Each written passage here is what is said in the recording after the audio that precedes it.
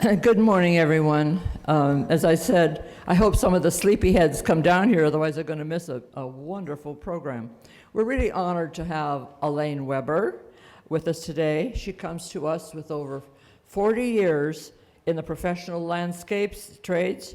She has developed a sixth sense and understanding of plants from a biological perspective.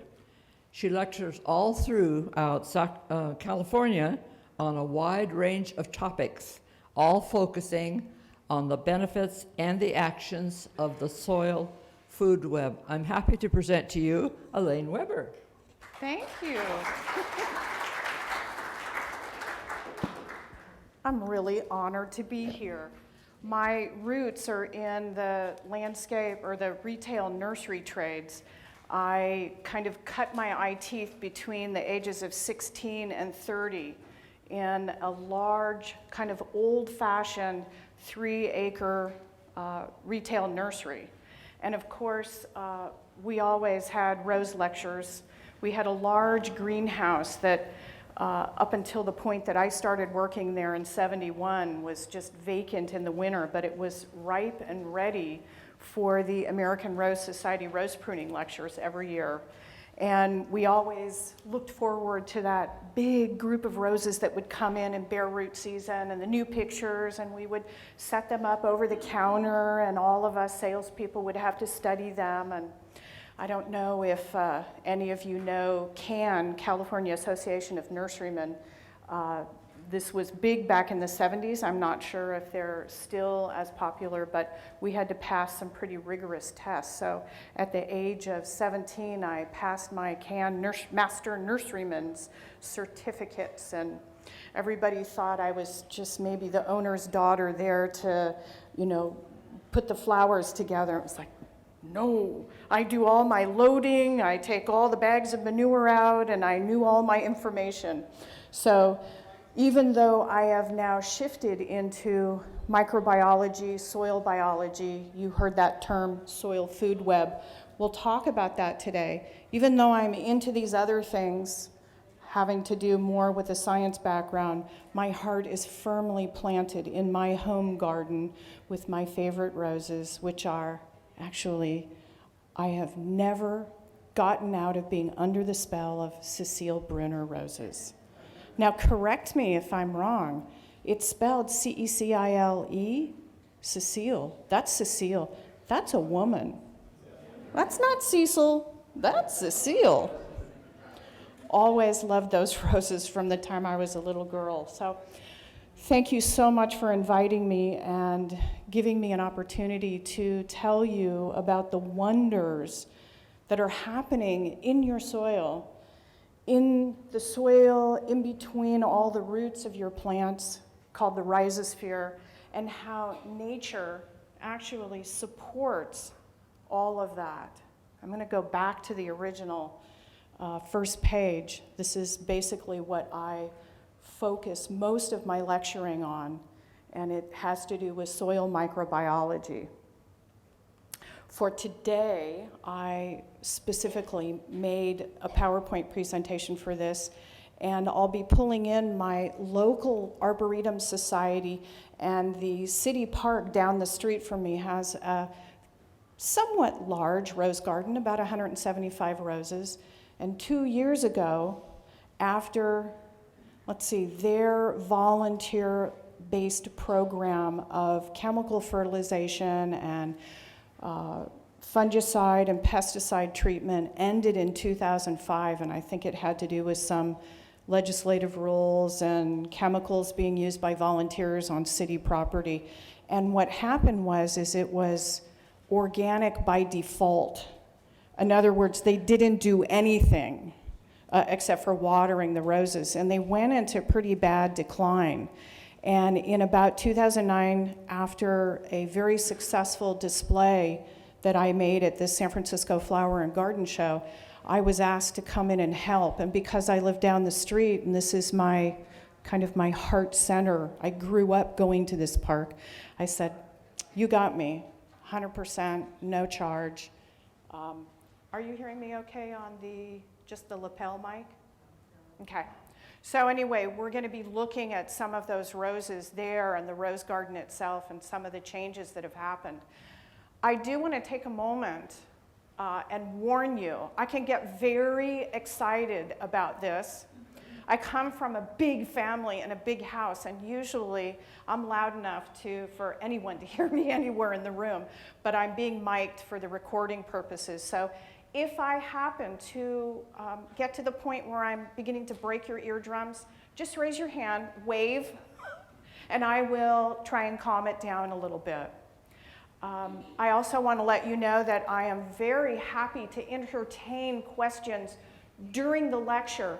If there is something in the lecture that's really confusing you, and your mind is going to be stuck there on that slide, understanding that concept, before I go on, I want you to say, Alane, I'm sorry, I don't get it. And I'll explain a little further. If I let you go and you're still thinking, how can that be true? That's not possible. What's that about? Then you're going to miss a lot of what happens after that. As always, I have too many slides for a 45-minute presentation. There's so much information I can give you, and I do get very excited about it. Normally, this lecture is anywhere between 3 and 6 hours, so I'm going to scoot through. But stop me, raise your hand and say, question, and I'll be happy to answer it. If it's one of those questions like, in my yard, in my garden, then I will try and reserve the last 15 minutes for Q&A, those more kind of personal questions, okay? So let's go. So I want you to know that the soil is massively alive. And I kind of knew this 15, 20 years ago before I started studying this, but you have no idea that it is more organized and more populated than an ant colony, than a beehive. There's more organization and interaction, hierarchical interdependence between the microbes that are in the soil, from the very foundational smallest microbes, bacteria and fungi, all the way up to centipedes and millipedes and sow bugs and pill bugs, which some of you may cringe when you hear me say those, but they're all part of the soil ecosystem. They all have a place in it, so we kind of like to point that out and welcome them all and hopefully keep them from getting out of balance. Yes? What's a TPS? Oh, teaspoon. So there are billions of microbes per teaspoon. Did I misspell my... Billions of microbes per teaspoon. In fact, I'm going to be passing some of these, they're just pictures and a few books and pamphlets and things around. And there's one in there that says, your soil is alive with 4 billion microbes per teaspoon.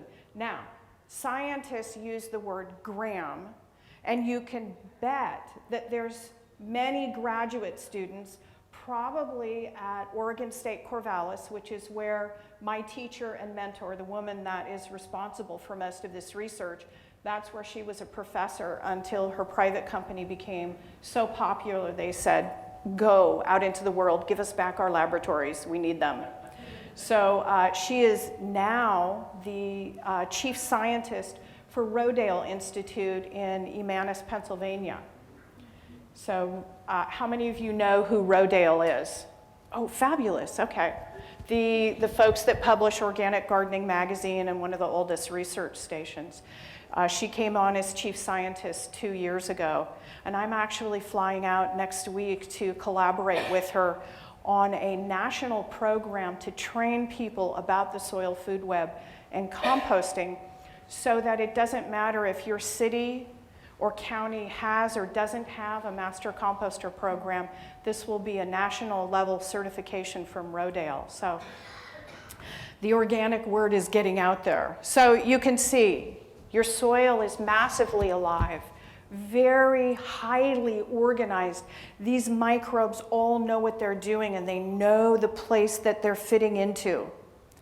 Now, come into the world of roses as I've experienced it, and I am not a rose professional, but what I have noticed from my years in the nursery and landscape industry is that roses for so long were hybridized and bred for their beauty and their resilience of bloom, and sometimes fragrance, which was always number one on my list, but that oftentimes their natural disease resistance from a genetic standpoint didn't get on the list of characteristics and attributes that these newer roses are coming out with.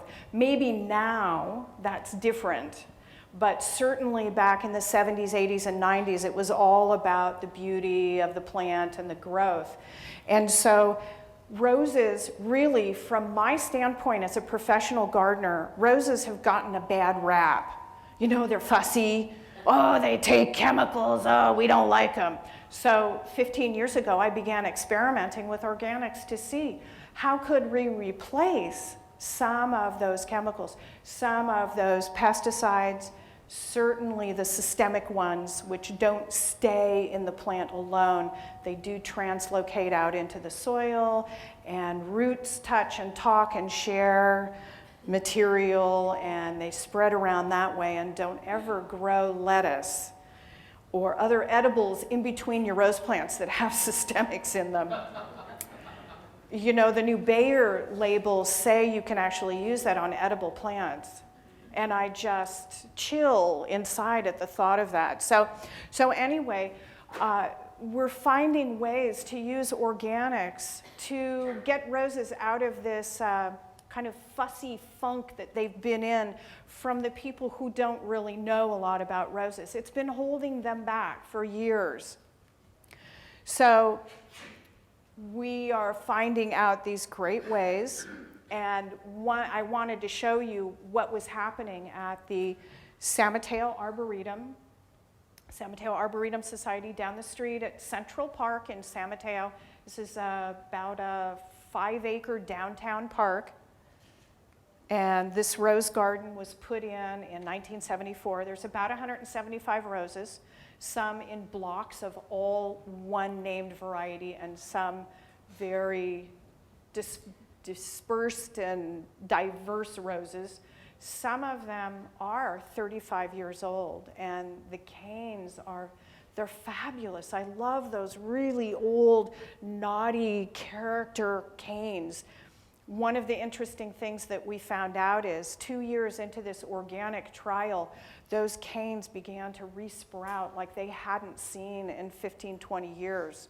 So very exciting. So here's our little Central Park. The Rose Society, or the volunteers there, are the ones that take care of the roses. I think that was the glitch that kept us from using chemicals. And I told you that it was 2005 that program ended, and it wasn't until 2010 that I came in and started applying compost, well-made compost, not this stinky, smelly kind that's still hot and looks black. So that's a whole nother lecture. Actually, I just finished teaching a 5-day, 8-hour-a-day course in LA called Compost Immersion. And they thought, you're crazy. I'm going to be sitting here for 5 days learning about compost. How's that possible? And at the end, they're saying, don't go, please.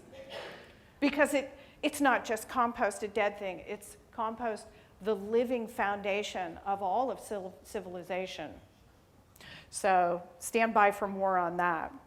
So these toxics have had effects on humans. I'm one of them. I was legally disabled for about 9 years from pesticide poisoning. The nursery that I worked at for 12 years required me to treat the area that I was a manager of, and this was an indoor greenhouse with tropical plants, and I wasn't provided with sufficient protective gear, and I was in there working and touching and getting it on me. And after 12 years of weekly and monthly sprayings, I was severely impacted. And I spent about 7, 8 years in bed completely. I'm back with a vengeance to teach about organics. It's very, very personal for me. So, yes, it's the cause of disease. It's time for roses to stand up and say, let's have a healthier environment. So, okay, pretty obvious. When you don't do anything with roses, you end up getting black spot, rust, powdery mildew, sometimes some other problems down in the roots, especially if the drainage isn't tip-top. So this is me. I'm actually spraying something called compost tea. I have a 200-gallon tank and a long hose, and I'm in there early in the year. I think this was probably in February of this year, March, spraying all the rose canes with compost tea, and right after that, a layer of compost and mulch went down, and we are just using organic fertilizers. So we do use fertilizers, but they're all a raw organic source. We actually got a lovely donation from a company called Dr. Earth. I met Milo in one of the professional trade shows, and we are one mind. And when I told him my story about being poisoned with pesticides, we went off into a corner and passionately yelled at each other, agreeing with everything. And he said, here, I'm going to send you a pallet of this fertilizer. And so I donated it to the Rose Garden folks. So I put this slide in just as a reminder that if you are able to make compost in your own yard, it could be the best compost you'll ever use. Municipal facilities often don't have the time and the space to deal with all the green waste that's coming in now. I don't know if it's so in other states, but certainly in this area in California, it's now so popular, people are putting all that stuff they don't want to compost and green waste in that bin. They need to deal with it pronto. And there's so much green in it, the temperature gets so hot, but there is generally not enough manpower done to it to keep it from going stinky smelly. When you make compost in a small bin in your own backyard, with your own resources, you can make the best compost available. So if you have a local master composter program through your county, through your extension agency maybe, sometimes it's through cities across the United States, or you're close. Anybody from Pennsylvania? No? Well, there's a great program there with Rodale, to be sure. This is part of the course that I used to teach for San Mateo County called the Master Composter Program. It's now defunct, unfortunately. So with all of the organic, 2 years of organic applications of compost, compost tea, a lovely 1/4-inch fir bark mulch on the surface to protect the biology in the compost, to hold the moisture in the soil so we can grow roses with less water, because I think most states are having issues with water one way or another. In California, they've definitely been warning us for years, the drought is coming, be ready. And I'll tell you, my local water bill has doubled in the last 5 years, and I'm not using any more. So it's good to know, and I'll go over some of those benefits of using biology. So these are just a few quotes that I picked up a couple weeks ago when I went down to visit the Rose Garden. Sorry you can't see it too well in this light, but Sam has been taking care of this Rose Garden and in charge of all the volunteers since about 2002. So he saw the whole chemical program and went through that. They are all very relieved to be out of it, to not have to deal with those toxic chemicals. And then Anne is just a dear. She was so excited, I couldn't believe it. So I told her, you're a volunteer, you showed up for this, come on, we're gonna get you in the PowerPoint presentation. By the way, these folks are all standing in front of their favorite rose in the garden. So I'm here to tell you why organics works. And it's all about the biology and the soil. So this picture is always very inspiring to me. It is in the Pacific Northwest. It happens to be the most productive ecosystem on terrestrial Earth. So I think coral reefs are the most productive, but on land, the Pacific Northwest rainforest is the most productive ecosystem. And I don't know, you don't notice any gardeners with little whirlybird fertilizers out there, do you? You don't see anybody raking up all the mulch and trying to tidy it up. All of that debris and leaf litter that falls down disappears usually within 6 to 8 months and becomes the food that makes the new leaves. So the microbes in the soil are the one that are doing it. And I'm going to be walking you through those levels of microbes that perform that. So here's a little bit. Can you see right there, those threads? That's a massively large fungal thread. These are saprophytic fungi, meaning all they do is break down dead organic matter. They're not toxic, they're not pathogenic, they're not going to harm anything. In fact, our civilization wouldn't exist if we didn't have these decomposers that break down raw organic matter and turn them into food for the next go-round of the circle of life.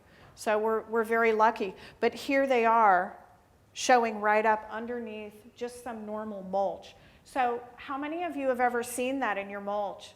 Some people think, oh my God, I get calls. Oh my God, what's that white stuff there? Is my plant gonna die? Oh no. No, it's great. So here are generally the benefits of making your soil very much alive and welcoming in the soil food web microbes.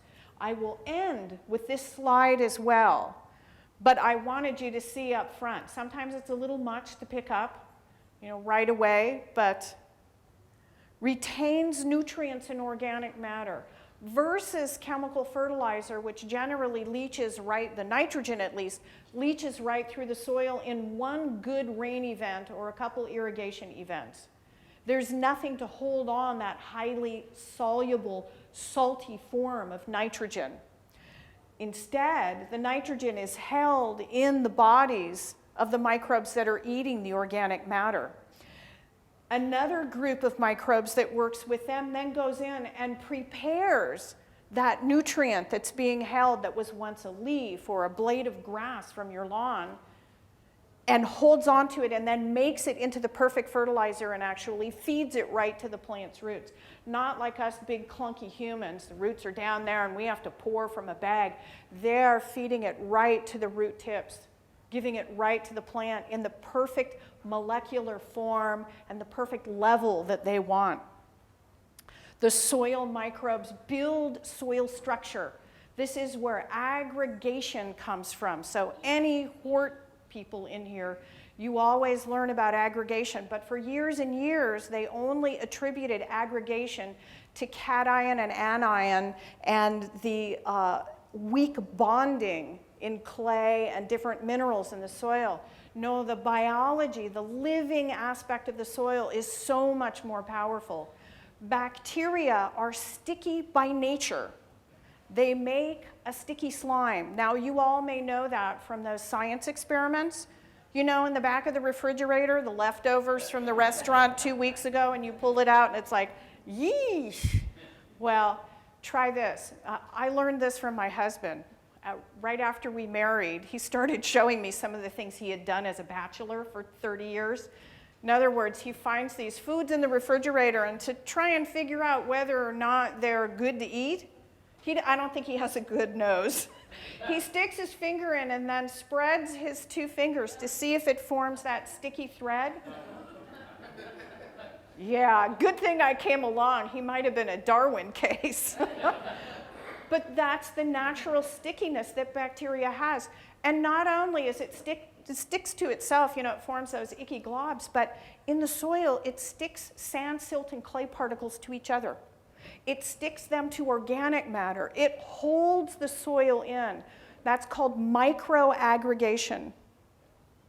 So anyway, oh, I got another slide that has all that in it. I'm jumping the gun. See, I get very excited. So building soil structure, we'll get a little more into that, which reduces compaction, it reduces erosion, and suppresses disease and enhances health and decomposes toxic residue. How fabulous is all of that? So I'll keep going. Good, I'm right on time. So here is a little flow chart. This is the warm and fuzzy friendly one. I have a very scientific one that most people recoil from and they start to inch towards the back of the room. No, this is the friendly one. By the way, this particular diagram is in a U.S. Soil Conservation Service booklet called the Soil Biology Primer. I have a copy of it here.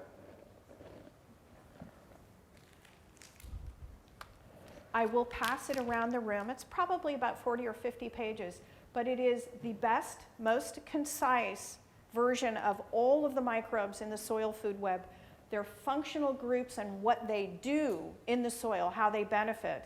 It's a little scientific, but the pictures are great. It's like a National Geographic for the soil. It's available as a free PDF download. So now, you know, this is nationally funded, government-funded Soil Conservation Service. They made their money from the printing and now they're giving it away. So it's really fabulous. And maybe I can just pass this around. So a lot of information comes from that booklet and some of my slides as well. So we start here with the sun, which is the source of energy in these systems. They grow plants, green plants. Green plants slough off dead organic matter. Whether we're talking a root hair as it's growing through the soil, sloughs off little pieces to keep that root tip fresh, or we're talking grass cycling. The last time you mowed your lawn, did you leave the grass clippings on the lawn or did you take it away? So soil biology consumes all of that. So all this organic matter gets consumed by either the bacteria group or the fungi group. They like two different kinds of foods. Bacteria like the green stuff, high in nitrogen, simple sugars, the photosynthate, the chlorophyll that's in green stuff has a lot of nitrogen in it. So they love that. And that's generally what makes a compost pile hot. When you pile that stuff together, it's the green stuff that makes it hot because it's the bacteria eating it. The fungi, you know, if this was a race and it was the tortoise or the hare, here's your hare, there's your tortoise. The fungi like the more recalcitrant carbon. So we're talking about everything from wood chips and chunks, pine needles, straw, even petroleum waste, which is nothing more than carbon bonds. And fungi are masters at taking apart carbon bonds. I don't know if you're not from the Bay Area, you probably don't remember the Costco Busan oil spill. It happened in November, about 5-6 years ago, leaked a lot of oil into San Francisco Bay, and the Green Festival just happened to be going on in San Francisco at the time, and a very famous mycologist, a man who studies fungi, was there, and he grabbed a bunch of it and took it up to a particular composting facility in San Francisco and composted it with some of his spores from his fungi. And about a month later, we had dinner plate size, now I always forget the name of these mushrooms. They're the big ones that you buy in the grocery store, not the little, portobellos, thank you. They were dinner plate sized portobello mushrooms. And he knew this already from a previous experiment up in Bremerton. He's from Olympia, that's where his teaching facility is, that when they did this up there for when the military was shutting down one of its facilities there and they needed to know how to deal with all this waste diesel oil stuff, they saw the same effect with all these huge dinner plate sized portobello mushrooms, and everybody said, oh, it's too bad we can't take them home and eat them, because of course they're contaminated with petroleum, right? Well, at the time, Paul Stamets didn't know this, cut a little piece out, sent it to the lab. No, They were perfectly mushroom, mushroom, mushroom. No petroleum left because the fungi is so expert at taking apart that carbon bond and reducing these carbon materials down to essential elements that then move up through the soil food web and into plants. So let's keep going. This is a little microscopic fungi. This is from my own microscope. I look at soils, I look at compost, I look at compost tea, I look at every batch that comes out of my production to make sure that it has the right microbes in there, and I can identify the ones that I know I want in there. So bacteria and fungi are responsible for absorbing, storing, and holding on to the nutrients that are in organic matter. Like I said earlier, whether it's the leaves that fall on the forest floor in autumn or the grass clippings that you're producing when you mow your lawn, it takes that material and holds on to it, decomposes it, and stores all of that energy, all the nutrients and the minerals and everything in their bodies. It builds soil structure through aggregation. We were talking about that earlier with the sticky bacteria. The fungi also exert their influence on the soil as well. The microscopic fungal threading, the threads that are the body of fungi, very microscopic. Now you and I see the mushrooms, that's the fruiting body, or if you will, the flower of a fungi. We see that on the surface. But before that ever comes to the surface and displays itself, there are masses and masses of microscopic fungal hypha. It's called hypha. And it's about 4 to 5 micrometers in width. A micrometer is the size of generally a single bacterium. 1 micrometer is 1/1000th of a millimeter. So we're talking very, very tiny. It's the smallest thing I can discern in my 400 power microscope when I look. So I can check at that foundational level. Bacteria and fungi in your soil in good numbers also improve water holding capacity because all that organic matter is beginning to be broken down and converted into the bodies of living organisms that all need water. So they're all holding small amounts of water. But when you have 2 and 3 billion of these microbes in every teaspoon of soil, how many teaspoons in your yard? How many teaspoons just inside the rhizosphere, the root zone of one rose bush?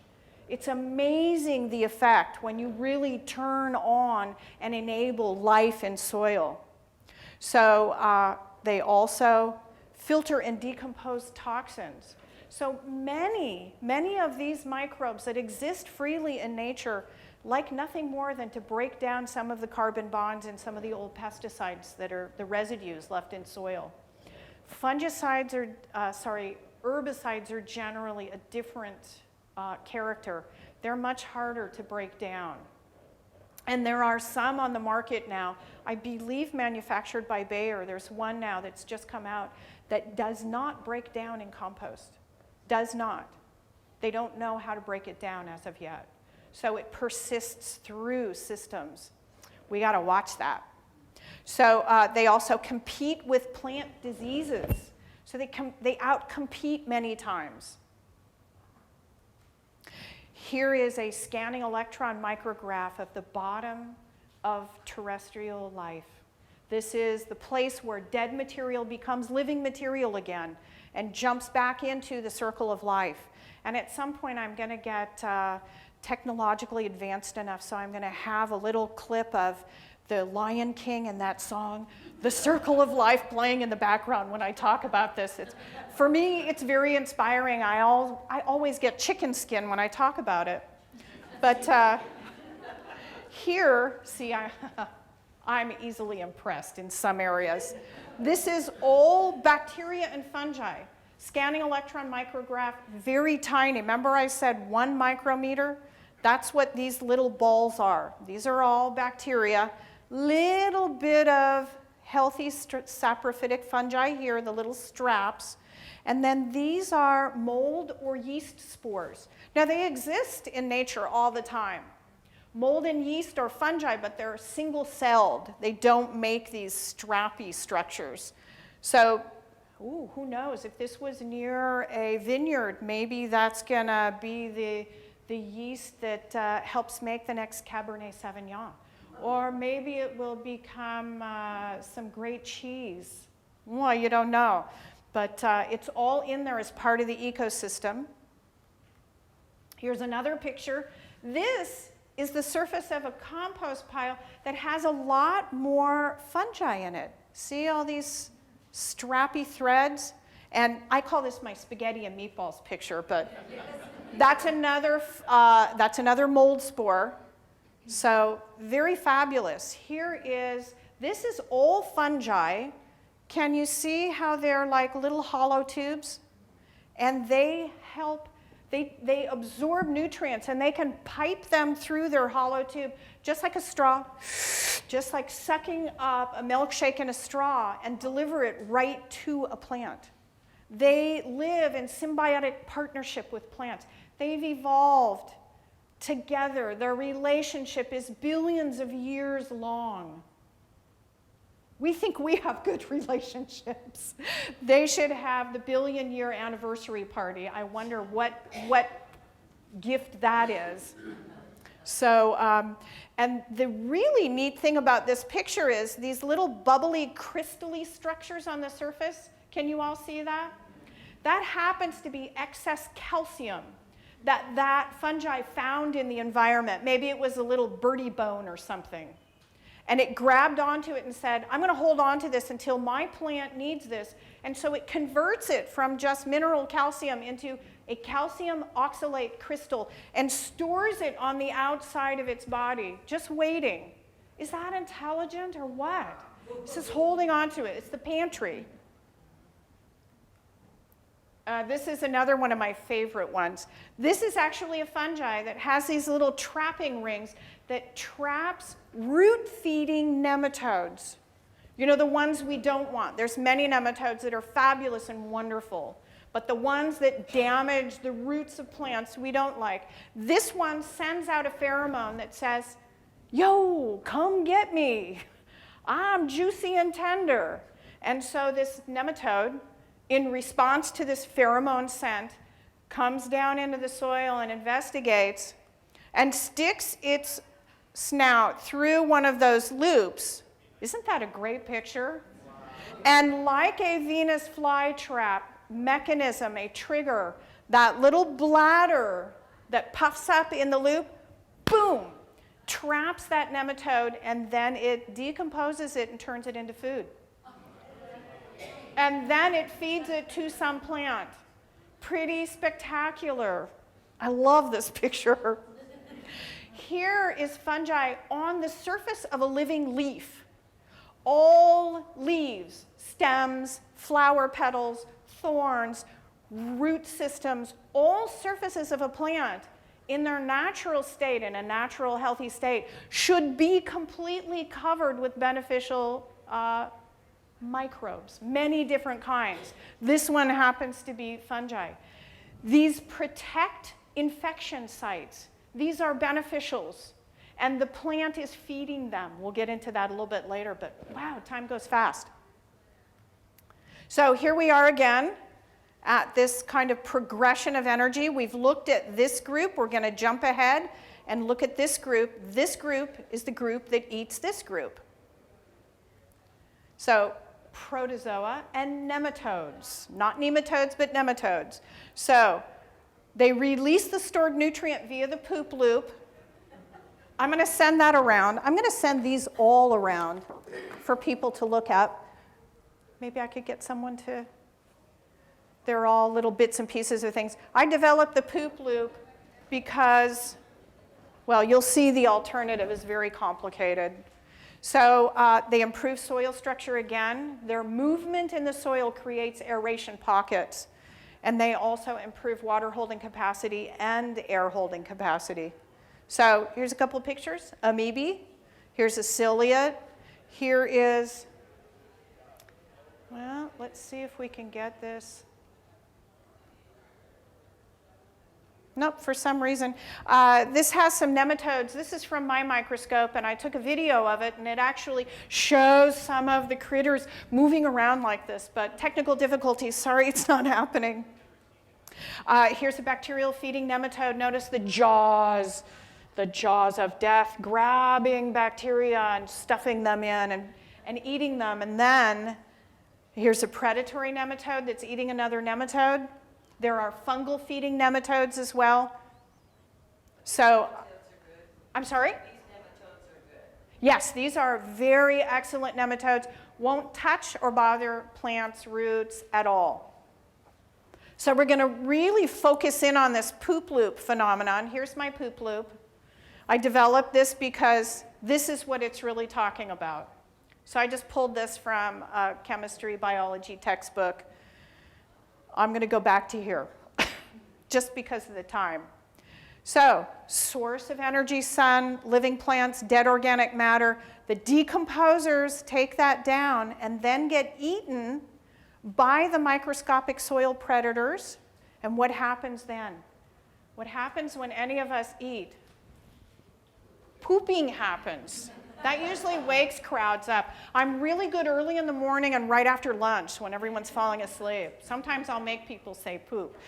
So pooping happens, but that releases the perfect formulation of nutrient that plants want. And there's great stuff coming. And that keeps happening, all the way up to vertebrates. We're not going to go there, don't worry. It's too early in the morning. So you might say, Alane, come on, this is all very microscopic. How much nitrogen is actually released? Now, I'm not a numbers person and I'm not a scientist. I'm a lover of plants. I'm a plant nerd. It's a new designation. But the scientists have done the work for me. So they know from working with protozoa, they are generally in an average soil about 50,000 protozoa in a gram of soil. Gram is about a teaspoon. They know that they release 8,000 molecules of nitrogen from the poop loop, from the backside of those protozoa. And if you do the math, that's 400 million nitrogen atoms per day, per gram of soil. That translates to 7 micrograms of nitrogen. So 400 million atoms of nitrogen equals 7 micrograms. They're released primarily in the root zone, and scientists have found that plants only require 0.2 micrograms of nitrogen per day. So there's plenty of nitrogen in a good, healthy system, organic system, where the microbes are doing the nutrient cycling.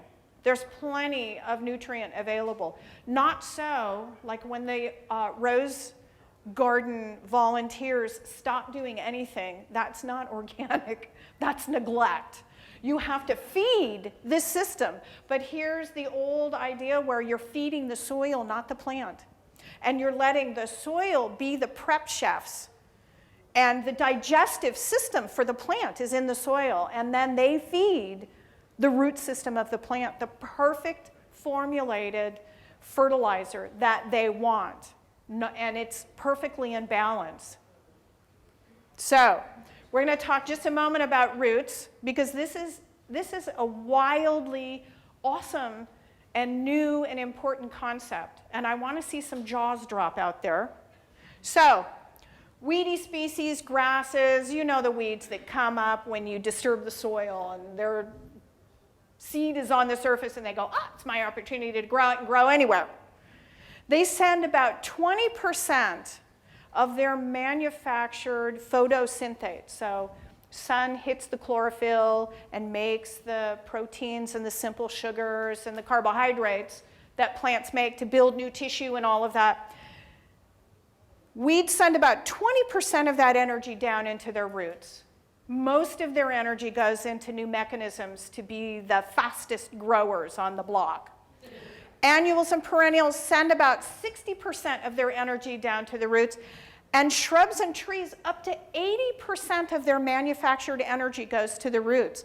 And you probably want to say, well, why? Why do they do that? Well, of course, they're building more roots. Structural roots to hold in place, lateral roots for more absorption of minerals and nutrients. But almost 50% of this material that gets sent down there is released freely into the soil out of the root tips. It's called exudate. When I first met Dr. Ingham, who does all this research, I was listening to her lecture.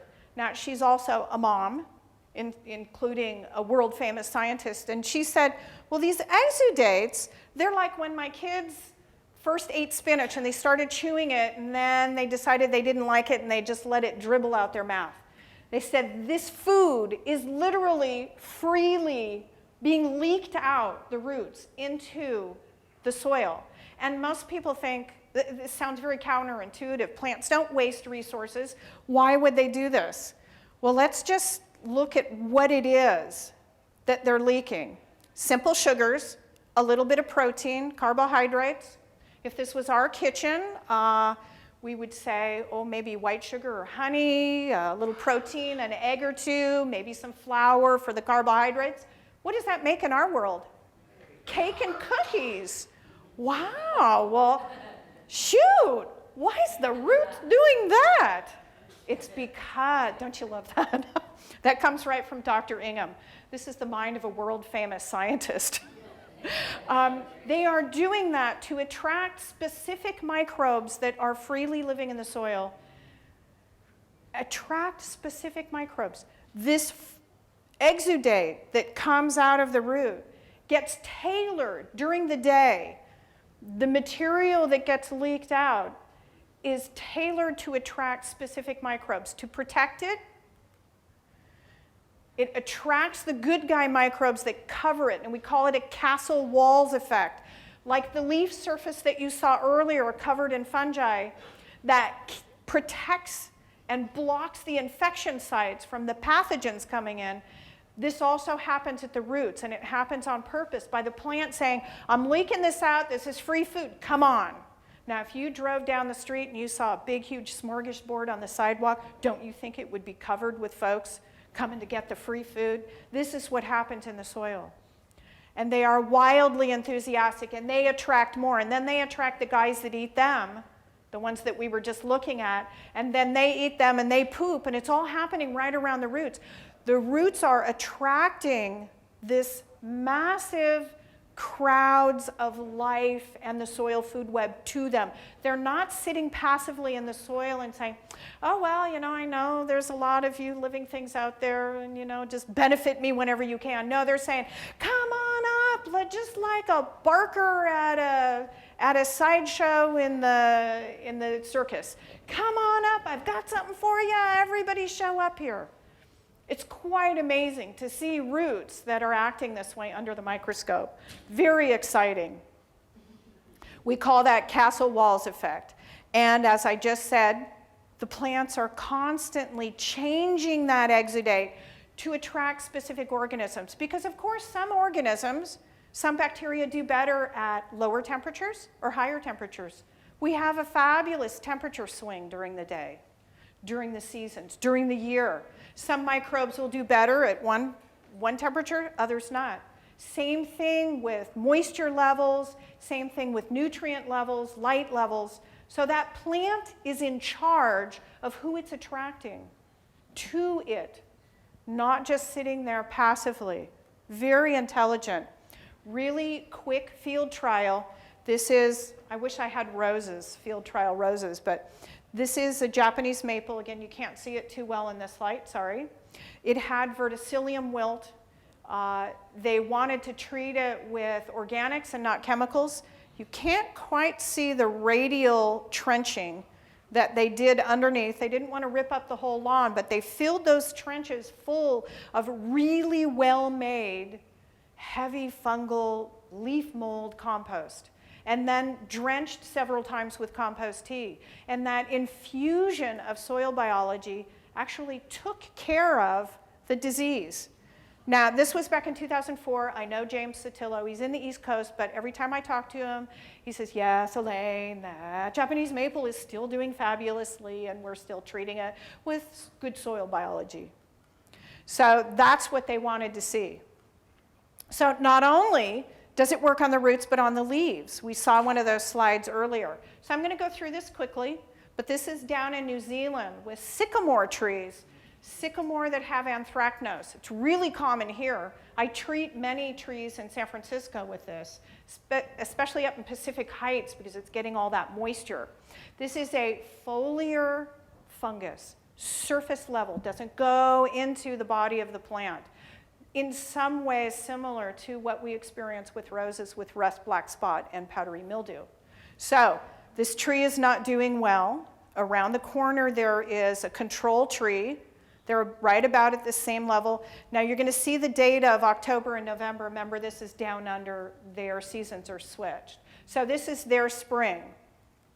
Here's the tree they're treating. 2 foliar applications of compost tea have gone on. Now this is to protect the leaf surface so that disease doesn't cause that white, ashy, powdery crinkling of the leaves and falling off. Here it is after 3 treatments, 3 foliar treatments, and like 6 weeks later. This is very simple. It looks magical, but it's very simple. It's just good biology, that's all. Here's the control tree, still not doing too well. And here's the tree that had good biology added to it.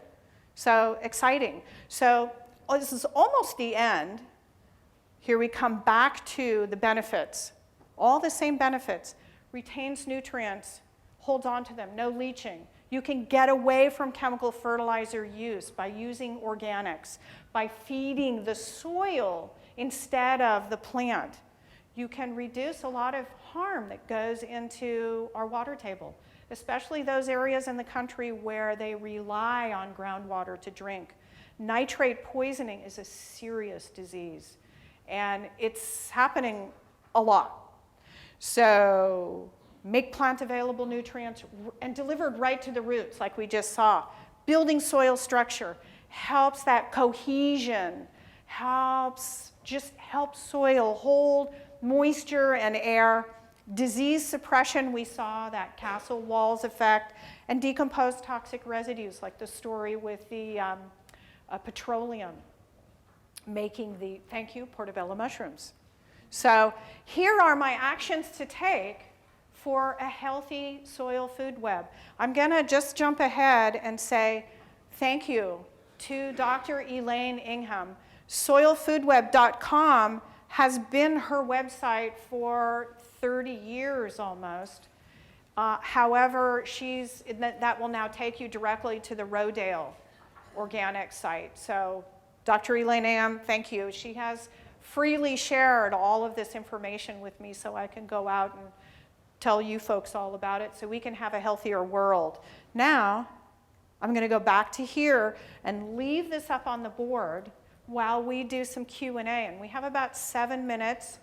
I also want to let you know, I need to be off the stage right at 9 o'clock so that the next speaker has her 15 minutes to come on and put her presentation together. But I want you to know if any of you are curious and you have the time, I'll go right out to the hallway and I'll stay as long as any of you want to ask questions of me. So I'll do some private consultation. So, Q&A. Can you talk about briefly foliar versus soil feeding? Foliar versus soil feeding. Like compost tea.